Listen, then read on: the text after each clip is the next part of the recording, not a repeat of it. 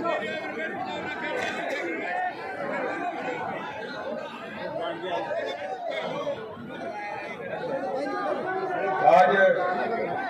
खेतरी विधानसभा के नेहरू के मैदान में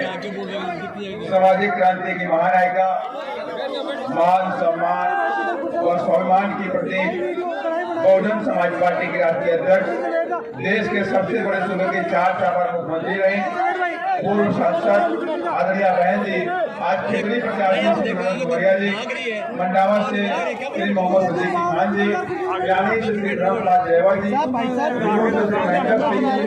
नवगढ़ से श्री गुलाम अली आजाद जी, सूरजगढ़ से श्री दारा सिंह जी, नीम के थाना से गीता सलीम जी, श्री माधोपुर से श्री देवी जी और नवगढ़ जिले की लाडली विधानसभा से श्री नियाज मोहम्मद आदि के समर्थन में चुनावी जनसभा को शामिल करने हैं जो हम सबके बीच में आ चुकी है। आप सभी लोग माननीय बहन जी का स्वागत अभिनंदन तालियों की करतल ध्वनि से करने का काम करेंगे। हमें पार्टी के वरिष्ठ और खेतरी के प्रत्याशी श्री मनोज खमरिया जी से मैं निवेदन करूंगा कि वो माननीय बहन जी को बहुजन समाज पार्टी का प्रतीक चिन्ह हाथी भेंट कर स्वागत व अभिनंदन करेंगे।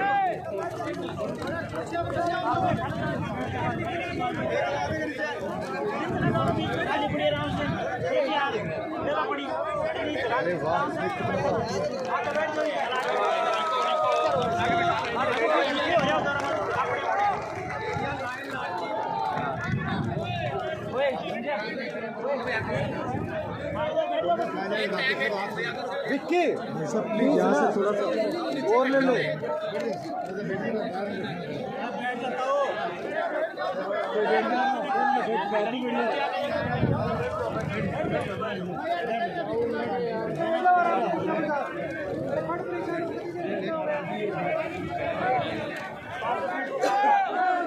अब मैं आदरणीय बहन जी से विनम्र आग्रह करता हूँ कि आप अपने ख्याल रखें। आदरणीय बहन जी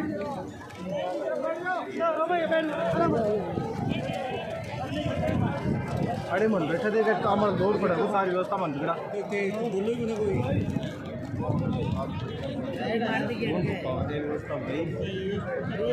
कॉमन सेंस की बात होती है, जो समझदार होता है वो समझ जाता है। बाकी ये व्यवस्था चुनावी जनसभा में इकट्ठा हुए बीएसपी के सभी छोटे बड़े पदाधिकारी एवं कार्यकर्ता भी, आज आप लोग यहाँ अपने राजस्थान प्रदेश में विधानसभा के लिए हो रहे आम चुनाव में अपनी पार्टी के उम्मीदवारों के समर्थन में मुझे सुनने के लिए यहाँ इकट्ठा हुए हैं, तो उसके लिए मैं आप सभी लोगों का हार्दिक दिल से आभार प्रकट करती हूँ। और अब मैं सबसे पहले अपनी पार्टी के संबंध में ये कहना चाहूँगी कि हमारी पार्टी ये चुनाव आपके राजस्थान प्रदेश की अधिकांश विधानसभा की सीटों पर अकेले अपने बलबूते पर ही पूरी तैयारी व दमदारी के साथ लड़ रही है। अर्थात हमारी पार्टी ने इस चुनाव में यहाँ किसी भी पार्टी के साथ किसी भी प्रकार का कोई भी चुनावी समझौता आदि नहीं किया है। इसके साथ ही हमने बीएसपी से जुड़ने की तादाद को ध्यान में रखकर फिर उसी अनुपात में ही यहाँ सर्व समाज के लोगों को टिकट भी दिए हैं। लेकिन अब मैं इस हो रहे विधानसभा चुनाव में आप लोगों का ध्यान अपनी पार्टी बीएसपी को कामयाब बनाने के लिए कुछ जरूरी बातों की तरफ दिलाना चाहती हूँ। और इस संबंध में सबसे पहले मैं आप लोगों को ये कहना चाहूँगी कि अपने देश को आज़ाद हुए व भारतीय संविधान को भी लागू हुए अभी अब वर्षों बीत चुके हैं। और इस लंबी अवधि में केंद्र व आपके स्टेट में भी जहाँ विभिन्न विरोधी पार्टियों की सरकारें रही, लेकिन दुख की बात यह है कि इस दौरान यह सभी विरोधी पार्टियों की रही सरकारों ने आपके प्रदेश सहित पूरे देश में भी सर्व समाज में से विशेषकर दलितों, आदिवासियों, पिछड़े वर्गों, मुस्लिम व अन्य धार्मिक अल्पसंख्यकों के साथ साथ गरीबों, मजदूरों, किसानों, छोटे व्यापारियों एवं अन्य मेहनतकश लोगों का भी पूर्ण रूप से विकास व उत्थान आदि नहीं हो सका है, जिनकी सरकारों की नीतियों व कार्यशैली को अब इन्हें और ज्यादा आजमाने की जरूरत नहीं है। और इस मामले में मैं खासकर दलितों, आदिवासियों व अन्य पिछड़े वर्गों के लोगों को ये भी बताना जरूरी समझती हूँ कि इन्हें परम पूज्य बाबा साहब डॉक्टर भीमराव अम्बेडकर के कड़े संघर्ष एवं अथक प्रयासों से भारतीय संविधान के तहत मिले कानूनी अधिकारों में से खासकर सरकारी नौकरियों में जो आरक्षण की सुविधा मिली है, तो उसे भी यहाँ शुरू से ही इन वर्गों के प्रति हीन व जातिवादी मानसिकता रखने वाली सभी विरोधी पार्टियों की रही सरकारें प्रभावहीन बनाने में तथा इसे अब धीरे धीरे खत्म करने की भी पूरी कोशिश में लगी हुई है। यही मुख्य वजह है कि देश में आजादी के बाद व शुरू में केंद्र व अधिकांश राज्यों में भी काफी लंबे समय तक सत्ता में आसीन रही कांग्रेस पार्टी ने और अब पिछले कुछ वर्षों से केंद्र एवं काफी राज्यों में भी बीजेपी व अन्य विरोधी पार्टियों की रही सरकारों ने भी इनका ये आरक्षण का कोटा अभी तक भी पूरा नहीं किया है। पदोन्नति में आरक्षण को तो इन्होंने मान्य कोर्ट की आड़ में काफी हद तक खत्म ही कर दिया है। इस मामले में आप लोगों को वैसे मालूम है कि परम पूज्य बाबा साहब डॉक्टर भीमराव अम्बेडकर ने तो देश के एससी व एसटी वर्गों के लोगों को सरकारी नौकरियों में प्रतिनिधित्व देने के लिए, बढ़ावा देने के लिए तो बाबा साहब ने भारतीय संविधान में इनको आरक्षण की सुविधा उपलब्ध कराई। इनको कानून के तहत आरक्षण की सुविधा, सरकारी नौकरियों में आरक्षण की सुविधा उपलब्ध कराई। लेकिन आप लोगों को ये भी मालूम होना चाहिए कि जो कांग्रेस पार्टी आज ये कहती है कि हम दलितों, आदिवासियों, अन्य पिछड़े वर्गों के हिमायती हैं, हितैषी हैं, इनके हितों के लिए कार्य करते हैं, तो मैं उनके नेताओं से, कांग्रेस पार्टी के नेताओं से ये पूछना चाहती हूँ कि यदि कांग्रेस पार्टी इन वर्गों की हितैषी होती तो इनको जो पदोन्नति में आरक्षण मिल रहा था तो उसको ये खत्म नहीं करते, इसको ये खत्म नहीं करते। और इतना ही नहीं, बाबा साहब ने तो कहा था कि जो इनको मैंने आरक्षण की सुविधा दिलाई है उसका पूरा लाभ मिलना चाहिए। और जो अन्य पिछड़े वर्ग के लोग हैं तो उनके लिए भी कमीशन बनाकर इनको भी एससी एसटी की तरह आरक्षण का लाभ मिलना चाहिए। लेकिन कांग्रेस पार्टी ने अंग्रेजों के जाने के बाद अपने लंबे अरसे के शासनकाल में तो ये सब भारतीय संविधान में तो कानूनी अधिकार मिले थे, लेकिन प्रैक्टिकल में इसका पूरा लाभ, जमीनी हकीकत में इसका पूरा लाभ इन वर्गों के लोगों को नहीं दिया। तब बाबा साहब डॉक्टर अम्बेडकर ने जब केंद्र में पहली हुकूमत बनी अंग्रेजों के जाने के बाद, उसमें वो लॉ मिनिस्टर बने, तो बाबा साहब ने फिर दुखी होकर अपने कानूनी मंत्री पद से इस्तीफा दे दिया था। और बाबा साहब ने ये कहा था कि जो जातिवादी पार्टियां आप लोगों को जो मैंने कानूनी अधिकार दिए हैं उसका वो लाभ नहीं देना चाहती हैं, तो बेहतर यही है कि आप लोगों को उनके सामने हाथ फैलाने की बजाय, मांगने की बजाय आप लोगों को, अपने लोगों को संगठित करके, दबे कुचले लोगों को इकट्ठा करके केंद्र और राज्यों की राजनीतिक सत्ता की मास्टर चाबी खुद अपने हाथों में लेनी चाहिए। और इसका तजर्बा हमने उत्तर प्रदेश में किया और 4 बार जब मेरे नेतृत्व में वहाँ हुकूमत रही तो फिर हमारी पार्टी ने वहाँ आरक्षण SC ST वर्गों को, OBC वर्गों को भी पूरा लाभ दिया, पदोन्नति में आरक्षण का भी पूरा लाभ दिया। लेकिन कांग्रेस ने तो जो मिल रहा था उसको भी खत्म कर दिया, जो मिल रहा था उसको भी एक तरीके से खत्म कर दिया। और जब हमारी पार्टी के पार्लियामेंट में काफी मेंबर पार्लियामेंट जीत कर गए, मैं भी खुद जीत कर गई थी, तो जब पदोन्नति में आरक्षण को तो मान्य कोर्ट की वजह से और ये मिली भगत से ही, षड्यंत्र के तहत ही कुछ लोग कोर्ट में गए, जातिवादी लोग कोर्ट में गए और पदोन्नति में आरक्षण को प्रभावहीन बनवा दिया गया। तब हमारी पार्टी ने पार्लियामेंट के अंदर ये कहा कि आप इसको लेकर एक संशोधन विधेयक लाइए ताकि इसका पूरा लाभ मिल जाए। लेकिन कांग्रेस पार्टी बिल तो ले आई, लेकिन कांग्रेस पार्टी ने बीजेपी की मिली भगत से इस बिल को पास नहीं होने दिया। और अब पदोन्नति में जो आरक्षण है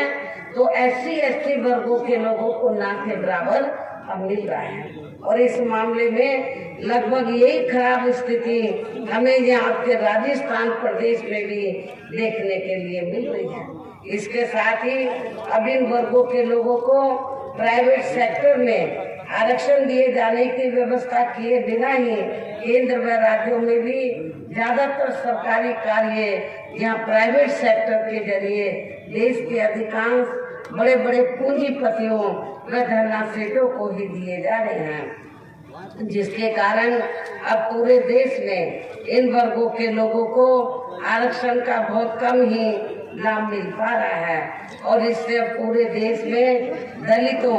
व आदिवासियों के साथ साथ अन्य पिछड़े वर्गों को भी काफी ज्यादा नुकसान हो रहा है। जबकि अन्य पिछड़े वर्गों के लोगों को ये भी मालूम होना चाहिए कि इन्हें मंडल कमीशन की रिपोर्ट के तहत आरक्षण की सुविधा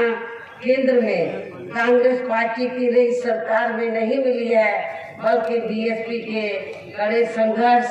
एवं अथक प्रयासों से ही केंद्र में रही श्री VP सिंह की सरकार में इन्हें ये सुविधा मिली है, जिसका अब यहाँ जातिवादी विरोधी पार्टियों की सरकारें इन्हें पूरा लाभ नहीं दे पा रही हैं। इसके साथ ही श्री VP सिंह की सरकार में ही इन वर्गों के मसीहा परम पूज्य बाबा साहब डॉक्टर भीमराव अम्बेडकर को भी यहाँ भारत रत्न की उपाधि से सम्मानित किया गया, जिसके लिए वो हर प्रकार से पात्र भी थे, जो बहुत पहले ही इनको ये सम्मान मिल जाना चाहिए था, जिसके लिए विशेषकर कांग्रेस पार्टी प्रमुख तौर से जिम्मेवार कसूरवार भी है। इससे इन वर्गों के प्रति इस पार्टी की हीन व जातिवादी मानसिकता साफ झलकती है, जिस कांग्रेस पार्टी ने फिर इनके कार्यों को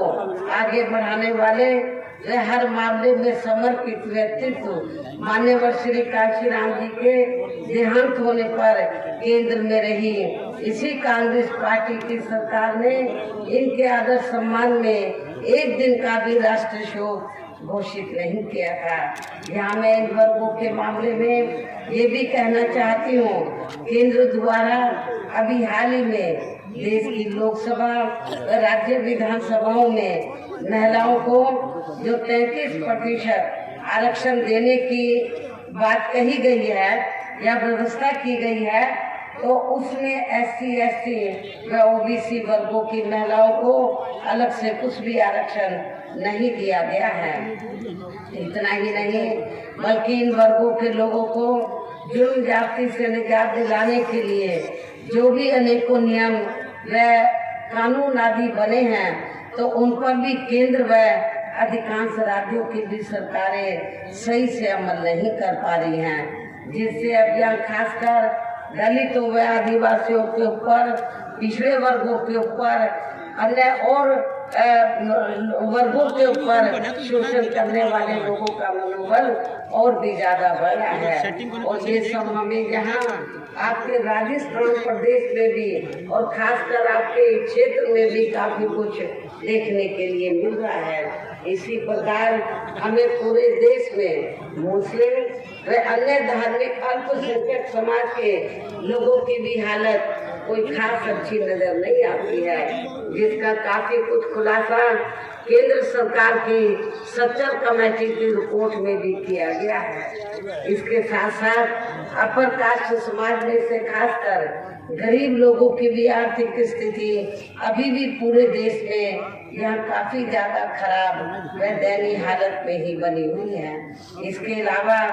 आपके प्रदेश सहित पूरे देश में सब समाज में से विशेषकर यहाँ गरीब, मजदूर, किसान, कर्मचारी, व्यापारी एवं अन्य मेहनतकश लोग भी अपनी विभिन्न समस्याओं को लेकर अभी भी हमें काफी ज्यादा दुखी ही नजर आते हैं। और इनमें से किसान वर्ग तो केंद्र की वर्तमान भाजपा सरकार द्वारा बनाई गई उनकी गलत नीतियों के कारण काफी ज्यादा परेशान व आंदोलित भी रहा है। लेकिन इन सब की मुख्य वजह हमारी पार्टी केंद्र व आपके प्रदेश में भी यहाँ अब तक की रही सभी विरोधी पार्टियों की सरकारों की जातिवादी, पूंजीवादी व संकीर्ण मानसिकता के तहत बनाई गई उनकी गलत नीतियों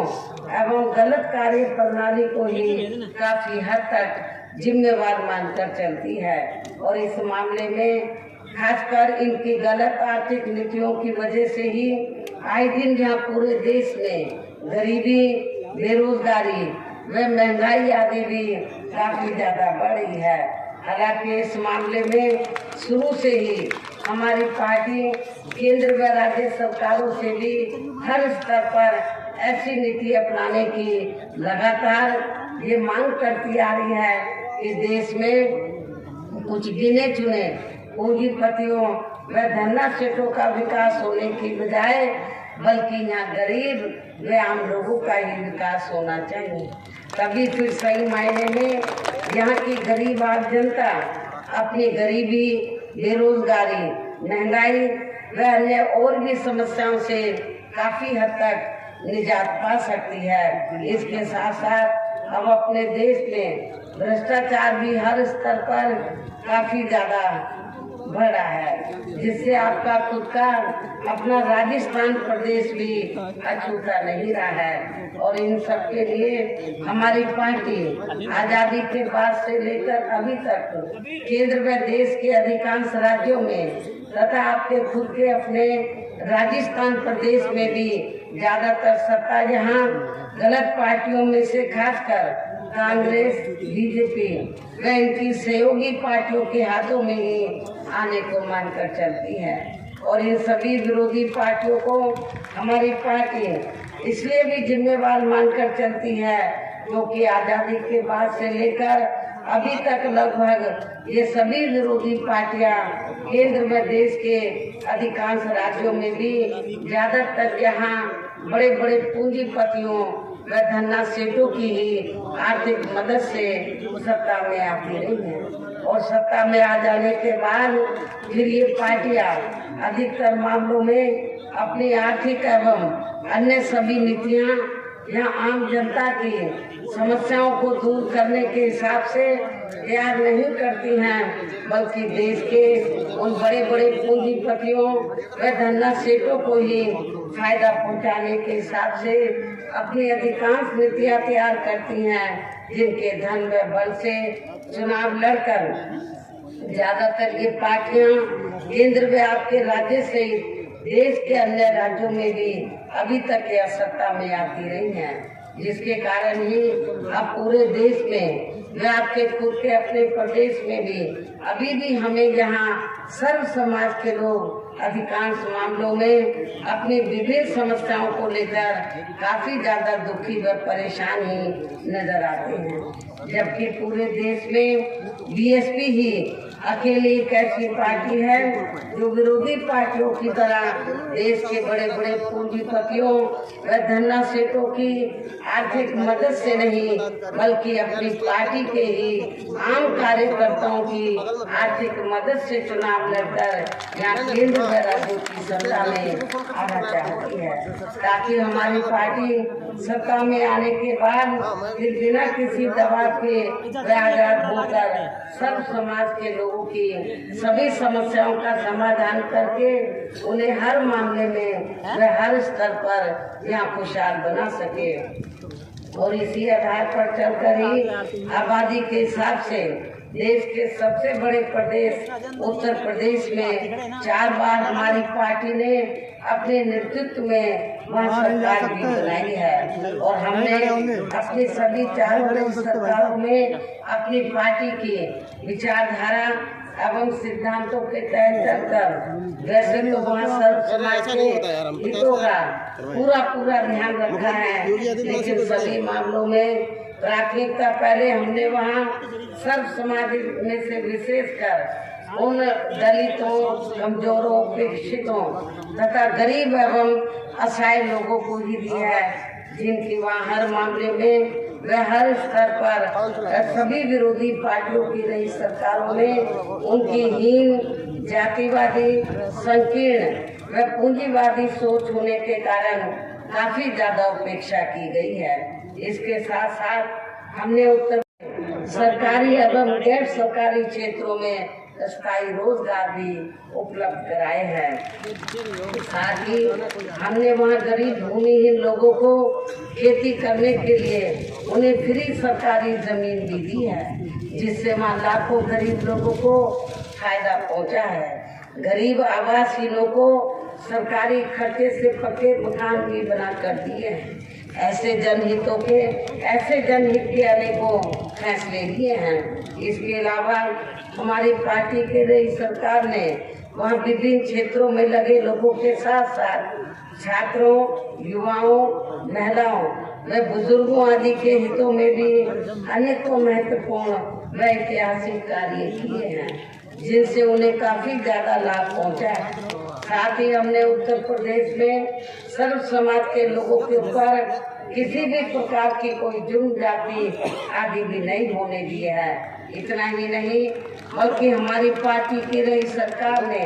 यह अपने देश में दलित एवं अन्य पिछड़े वर्गों में समय समय पर जन्मे हमारे महान संतों, गुरुओं व महापुरुषों में भी खासकर महात्मा ज्योतिराव फुले, छत्रपति शाहू महाराज, श्री नारायण गुरु, बाबा साहब डॉक्टर भीमराव अम्बेडकर एवं मान्यवर श्री काशीराम जी आदि को भी विभिन्न रूपों में पहली बार वहाँ पूरा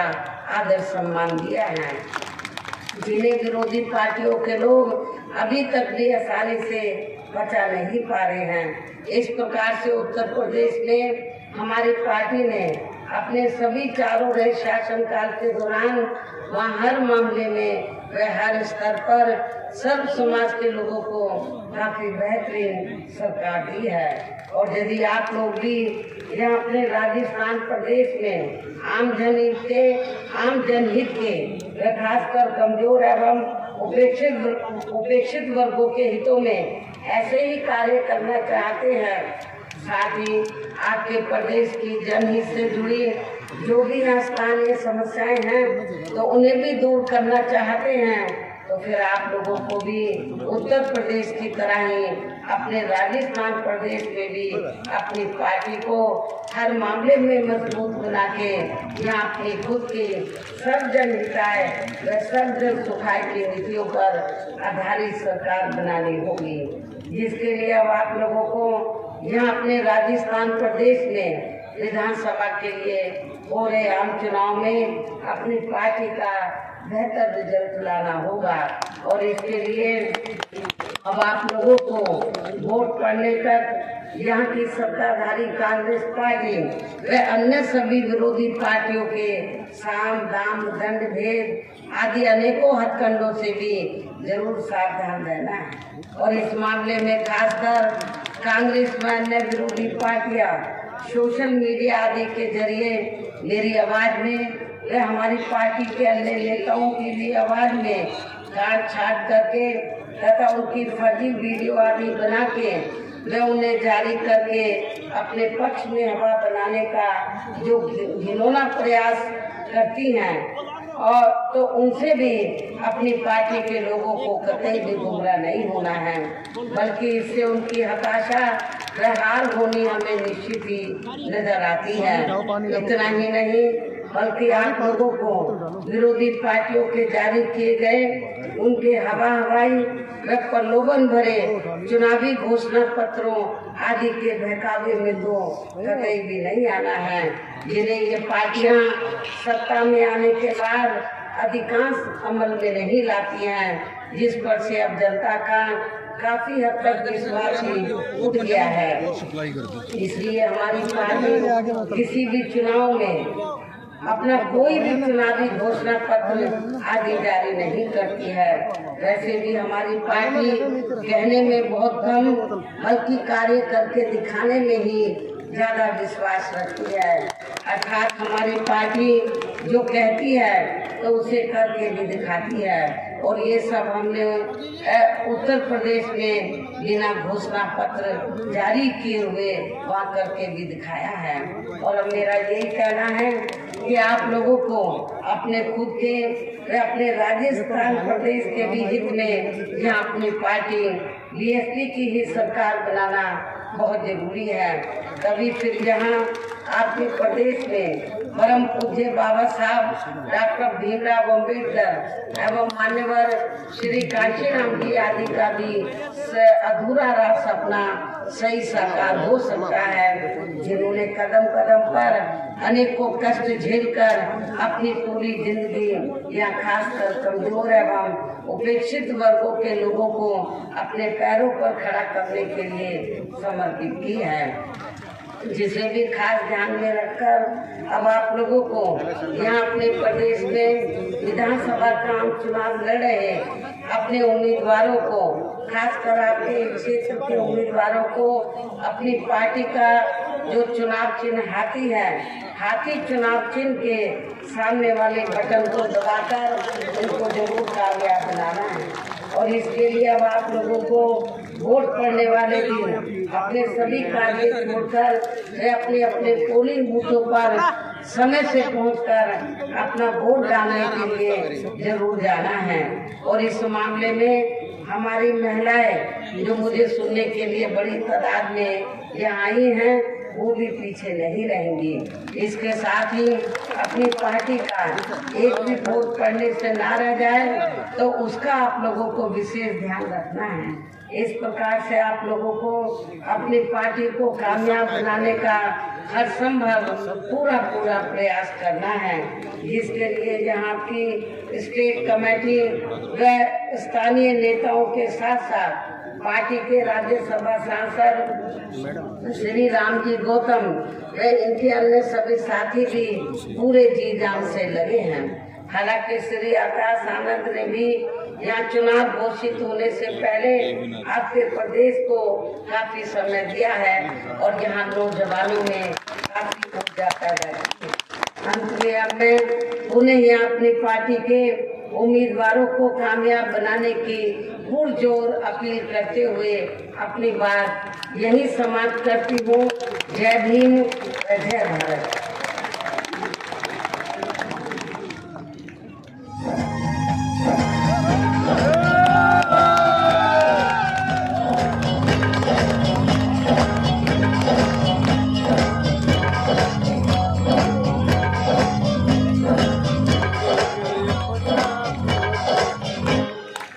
देकर अपना वोट पहना कमर जब लहराएंगे, देकर अपना वोट पहना कमर जब लहराएंगे, बसपा की सरकार प्रदेश में लाएंगे।